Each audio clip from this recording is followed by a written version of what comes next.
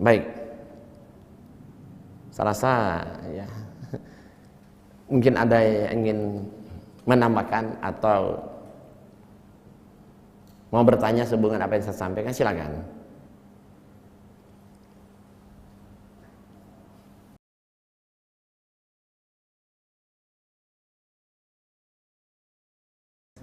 Ya udah. Baik, langsung aja. Ya. Itu karena orang Islam itu tidak memahami tentang Islam sendiri. Baca Quran hanya membaca tanpa mengetahui artinya. Kebanyakan orang Islam baca Quran cuma baca doang. Di lagu-lagu kan dihafal. Tapi jarang melihat maknanya, artinya. Saya dakwah hampir seluruh Indonesia. Setiap saya datang ke daerah-daerah, saya tanya, apa yang kalian baca setiap malam Jumat? 90% menjawab yasinan. Iya kan? 90% yasinan doang. Saya tanya surat Yasin surat keberapa? Kagak tahu. Berapa ayat? Kagak tahu. Sampai udah tua-tua, udah ubanan, yasinan doang. Itu pun artinya nggak tahu. Kalau orang Islam membaca Quran, tahu artinya, dia akan tahu, oh memang ada kewajiban. Tadi kan sudah diperlihatkan ayat, ada kewajiban perintah untuk berdakwah kepada orang non-muslim. Kalau dia tahu Islam itu satu-satunya agama yang benar dan diridhoi Allah, berarti selain daripada Islam tidak benar, tidak diridhoi. Ya kan? Kalau dia tahu orang Kristen itu kafir, sesat, ya, mestinya kita kan selamatkan mereka. Bukankah Allah mengatakan laqad kafara alladzina qalu innallaha wal masih ibnu Maryam? Kafir orang-orang mengatakan bahwasanya Allah adalah Masih putra Maryam. Wa qala al-Masih, padahal Yesus Al-Masih berkata, wa qala al-Masih ya bani Israil ibudullaha rabbi wa rabbakum. Hai bani Israel, sembahlah Allah Tuanku dan Tuhan kamu. Wa may yusyrik billah, kata Isa, barang siapa mempersekutukan Allah dengan satu apapun, faqad haramallahi alaihil jannah. Pasti Allah haramkan surga bagi mereka. Wa ma'wahun nar, tempatnya di neraka. Wa mali zolimina min ansor, tidak ada penolong bagi orang-orang yang zalim. Ya kalau kita tahu baca Quran, kita tahu artinya, ya kan berarti kita harus kasihan kan orang-orang mereka ini, orang-orang yang dijamin pasti masuk neraka kok. Tidak mungkin selamat. Ngapain kita biarkan? Ngapain kita harus dakwah kepada orang Islam? Ya karena dia nggak tahu. Kan wa ma arsalnaka illa rahmatan lil alamin, tidaklah kami Muhammad melainkan menjadi rahmat bagi semesta alam. Tadi kan sudah dibacakan. Kalau dia tahu memang Rasulullah khataman nabiyyin, penutup para nabi yang diutus untuk seluruh alam semesta, seluruh yang bernama manusia, ya mestinya dia dakwakan. Kalau dia tahu, mungkin dia tidak tahu karena kebanyakan orang Islam, saya bilang tadi, membaca Quran hanya membaca, menghafal, melagukan. Membaca pahalanya besar, tapi mengerti lebih besar, mengamalkan jauh lebih besar kan? Iya kan? Saya kasih contoh. Nah ini buku komik berwarna, ya, yang ini. Nah ini bukunya saya lihatkan di sini aja. Nih. Nah ini kan saya debat sama pendeta. Ini kan, nih contoh. Ini kan saya debat dengan pendeta ini. Nah ini dia Saifuddin Ibrahim, mantan ustadz. Jadi pendeta tiga-tiga ini. Ini saya sama teman-teman yang mu'alaf. Ini pendeta Saifuddin Ibrahim, mantan ustadz. Ini temannya, pendeta Yokanan. Ya. Masuk Islam, saya Islam kan. Baru berapa bulan ini udah masuk Islam. Tinggal saya cariin kontrakan di belakang rumah saya. Kenapa? Karena saya dakwakan. Nah ini sebentar. Nah, jadi ini Ustadz Murtad, ya. Dia nulis buku kenapa saya memilih Kristus. Saya jawab di sini, Ustadz Murtad malah meralat. Nah, ini karena dia mantan ustadz, oh dia fasih berbahasa Arab, Quran, ya. Oh, banyak orang-orang Islam jadi korban, dimurtadkan oleh beliau. Ini orang sangat berbahaya. Ini udah halal banget darahnya mestinya ini kan. Nah, hampir tiap hari Islam ditelanjangi, dihujat, ya, semua dihujat. Allah dihujat, Islam dihujat, Nabi Muhammad dihujat, Al-Quran dihujat, FPI dihujat. Hujatan semua ada dalam buku ini. Ini sampai komik berwarna. Ini bukunya. Jadi kamu lihat hujatan-hujatan orang Kristen terhadap Islam apa saja, nanti lihat, baca aja deh buku ini. Sengaja saya bikin komik full color. Kenapa? Karena anak muda kita lebih cenderung suka baca komik. Kalau kita sudah tua-tua kemungkinan murtad tipis. Tapi anak-anak muda perlu kita lindungi. Lihat Pak. Lihat saya ngomong ya. Bukuna aogyanku kainimu. Agam memanggil mogama kona igai. Kok diam? Kok diam semua? Kenapa diam? Ibu, kenapa diam? Saya kan bilang buku naa ugianku kau ini mu akan memanggil mogama kona. Saya pakai bahasa kampung saya. Kenapa diam? Tidak? Kagak ngerti, betul kan? Kagak ngerti. Karena saya pakai bahasa kampung saya. Lah sama juga baca Quran. Quran itu bukan bahasa kita kan. Kalau dibaca doang tanpa disertai pengertian, artinya yang diperintahkan Allah lewat, yang dilarang lewat. Allah janji ini lewat. Allah bilang kalau kamu berbuat ini akan kumasukkan kalian dalam surga, mengalir sungai-sungai di bawahnya. Kagak happy kita. Diancam kalau kamu melakukan ini masuk neraka jahanam, disiksa yang pedih, kagak gentar kita, nggak takut, nggak ciut. Kenapa? Karena nggak ngerti, ya kan? Makanya baca itu harus dimengerti. Sekarang lihat, saya terjemahkan yang saya bilang tadi ya. Saya terjemahkan apa yang saya ngomong tadi. Sampai cepat dia dapat ya. Buku ini aku kasih gratis. Kalau mau mengambil ke depan sini, ayo silakan, silakan. Bapak, sini. Kenapa antum maju ke depan? Ya karena saya ingin memiliki buku ini. Katanya karena beliau ingin memiliki. Sebenarnya salah jawabannya. Kenapa beliau maju? Karena dia mengerti apa yang aku ngomong tadi, ya kan? Karena dia mengerti. Buktinya pertama nggak ngerti, diam semua. Begitu mengerti semua, kalau perlu semua maju mau rebut ambil, ya kan?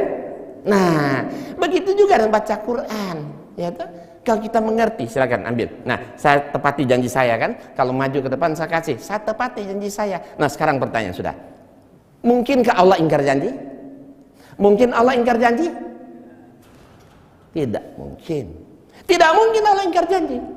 Jadi kalau kita baca Quran, kita amalkan apa yang diperintah, kita jauhi apa yang dilarang, insya Allah Allah kabulkan apapun yang kita minta, ya kan? Tapi cara Allah mengabulkan, ya pertama ada yang langsung dikabulkan, kedua mungkin diganti dengan nikmat yang lain, karena dia lebih tahu apa yang kita kehendaki, ketiga ditunda waktunya, atau keempat minimal jadi tabungan pahala di akhirat Pak kan? Tidak dikabulkan dunia, insya Allah ada catatan amal kita di akhirat. Jadi kalau kita baca Al-Quran, kita paham, kita amalkan, insya Allah akan terjadi perubahan dalam diri kita. Karena Allah tidak akan merubah nasib satu kaum kalau mereka tidak merubah nasibnya sendiri, ya kan? Tapi bagaimana kita merubah nasib kita kalau kita tidak membaca sesuatu yang kita tidak pahami? Lakukan aja, pahami dulu Pak. Contoh, saksi contoh lain. Semua hafal kan? Ara'aital ladzi yukadzibu biddin fadzalikal ladzi yad'ul yatim wa la yahudu 'ala ta'amil miskin wa wailul lil musallin dan seterusnya. Hafal semua kan? Nah, ada anak yatim miskin datang minta gitu. Tak usir, tak hadir, sana pergi. Dapat pahala atau dosa? Dapat pahala atau dosa? Dosa. Kita mengharap kita sudah hafal ayat itu dapat pahala, padahal kita dapat dosa. Dalam prakteknya kita dapat dosa, ya kan? Kenapa? Anak yatim ini minta kepada kita malah kita usir kok. Gimana? Padahal diperintahkan diberi makan anak yatim miskin, ya kan? Karena tidak memahami. Kalau kita paham, kita amalkan, ada anak yatim itu kita santuni, kita bilang insya Allah Allah akan ganti. Ya, mungkin tidak langsung ditunda atau apa, tapi ya paling tidak Allah akan memberi rezeki kita penggantinya dari jalan yang kita tidak duga, kita tidak sangka. Wa may yattaqillaha ya apa? Ya kan? Itu ayatnya kan? Insyaallah yakin tuh. Nah. Jadi itu penyebabnya ya. Karena kebanyakan orang Islam membaca Quran tidak memahami, tidak disertai pengertian, sehingga terjadi seperti itu. Dia merasa tidak perlu mendakwahkan Islam kepada orang non, karena kalau dia menemukan ayat itu mestinya iya ya, dia baca dengan pengertian, ternyata Islam ini harus didakwahkan. Karena ada perintah Allah tadi kan, katakan suruh masuk Islam kok. Bukti Rasulullah mengamalkan. Jadi itu penyebab utama seperti itu. Jadi kajian-kajian atau pengajian-pengajian selama ini itu perlu sistemnya dirubah. Jangan hanya dibaca, dilakukan. Karena kebanyakan banyak saya perhatikan ustadz-ustadz itu ada juga mengatakan jangan baca Quran yang gundul-gundul aja, nggak usah terjemahan. Kamu bisa tersesat katanya kalau baca artinya, ya kan? Itu pembodohan menurut saya. Orang yang terjemahkan Quran itu bukan orang bodoh juga, ya Pak kan? Nggak gampang nggak menerjemahkan Quran kan? Ya orang menerjemahkan orang juga dipilih, orang diseleksi juga. Kalau terjemahan mereka artinya nggak boleh dibaca, ya bagaimana kapan kita mau pinter? Gitu. Itu banyak. Saya perhatikannya banyak. Yang tradisional tuh begitu. Ya, zamannya itu nggak boleh baca Quran terjemahan, ya kan? Nggak boleh. Makanya banyak orang Islam cuma ada Al-Quran gundul-gundul itu, nggak ada yang terjemahannya. Kapan mau pinter, dia nggak tahu artinya. Bagaimana dia mau amalkan? Ya, kalau dia tidak paham, tidak mengerti. Jadi sama seperti saya contoh buku saya tadi, saya pakai bahasa kampung saya, antum diam semua karena nggak ngerti. Begitu juga baca Quran bukan bahasa kita, bahasa Arab. Kalau kita baca tanpa dia ngerti ya, mau perintah mau larangan lewat aja begitu saja, ya kan? Gitu. Baik.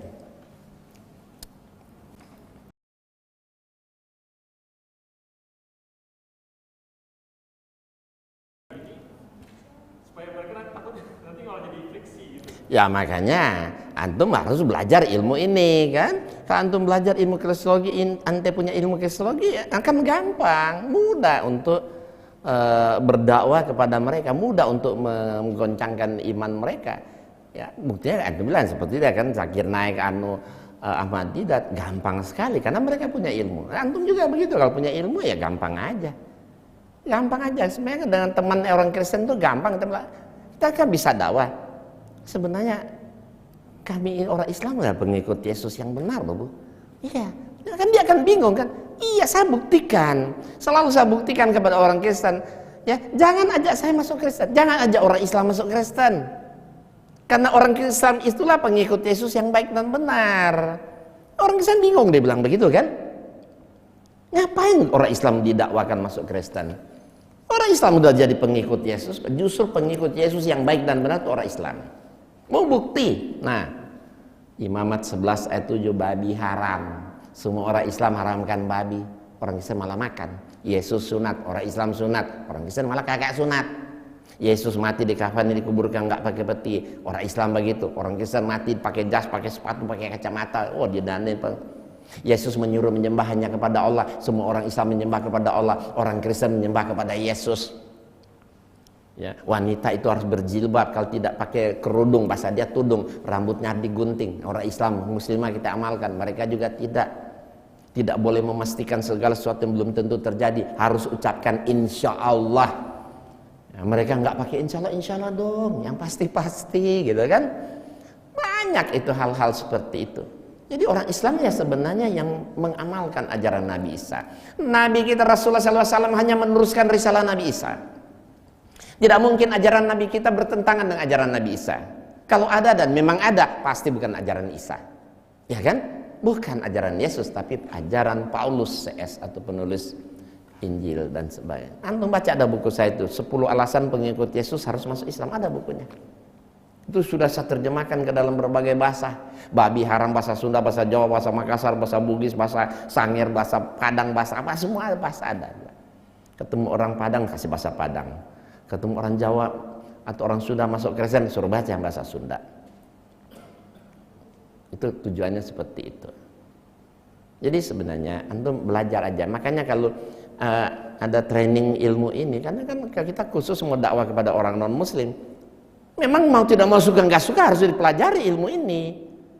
Cuma ada kemauan atau enggak? Iya Pak kan? Ya harus. Saya keliling-keliling umumnya begitu. Besok saya mau ke Malang. Yang mau saya tatar ada berapa? Ada 70 orang, ustadz, dai, aktivis dakwah. Dari sana nggak pulang, langsung saya ke Salatiga, sudah ada 50 orang yang mau ditatar.